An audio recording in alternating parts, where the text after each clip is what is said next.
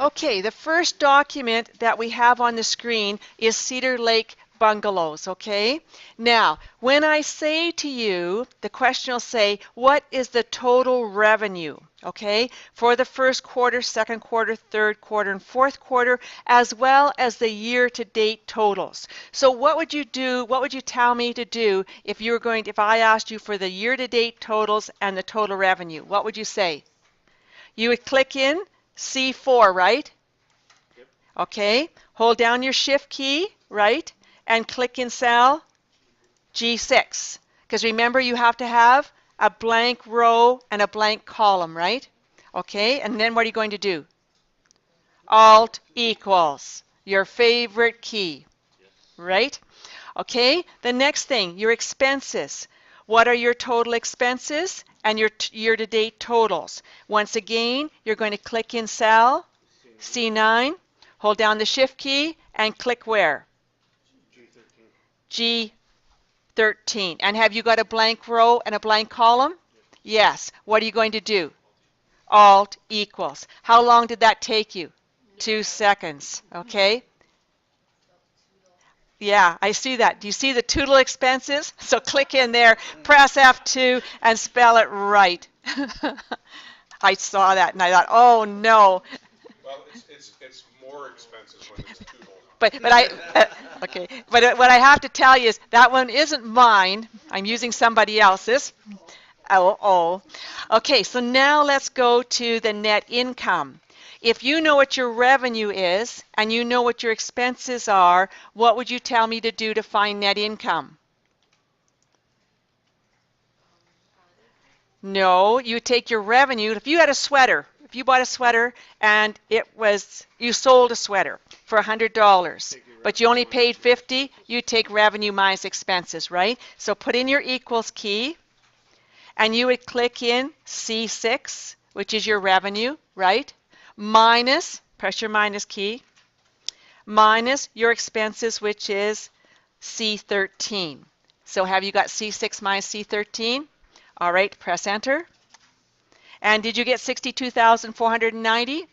Okay, grab your fill handle and drag to the right, all the way over to the column G. So in column G, in G14, you should have your expenses to be 199,805. Is that correct? All right. Now, before we go any further, let's save this. Or actually, no, don't save it while I'm recording. Just leave it. Okay, go to H5 for me. Go to H5. Now, when we talk about percent, if I asked you what are some of the words that I can say when we talk about percent?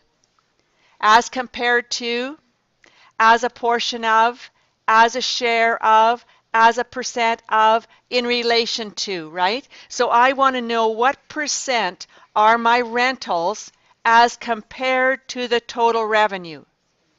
Okay, so take a look. We would have equals, and you're going to take your total rentals, which would be G4, right?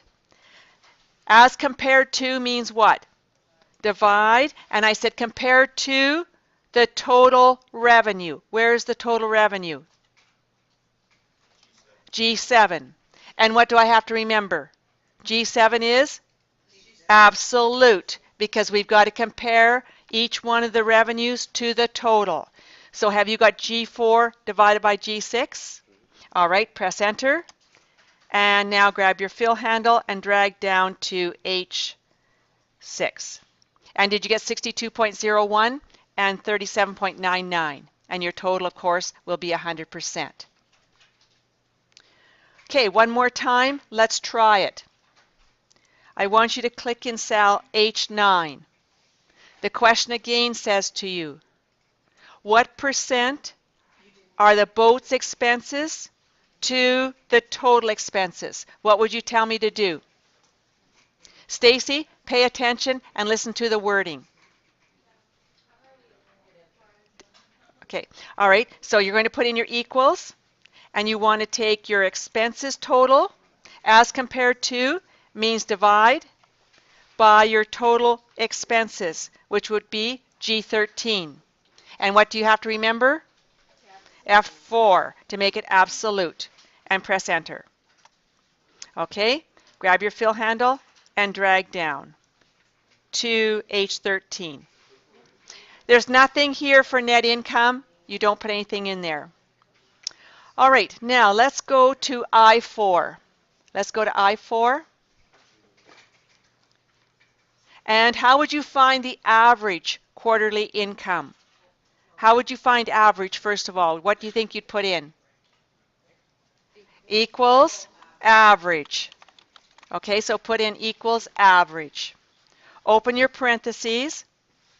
And note that it said quarterly income. So how do you know what to select? The 4 quarters, right? So you would select from C4 across to F4. First quarter, second quarter, third quarter, fourth quarter.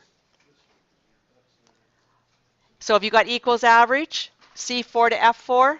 All right, press enter. And now grab your fill handle and drag right down to the bottom. And now, do you see where it says divided by 0? Take those 2 out, just delete. Okay, now we don't want a dollar sign here, so go click in cell G5 where there's no dollar sign, and double click on your paintbrush. Go to your home tab, double click on your paintbrush, and you're going to paint I5, and you're going to paint down from I10 down to I12. All right, turn your paintbrush off. And so there's your question done for you. Okay, didn't take you very long, and those were the concepts that you've learned.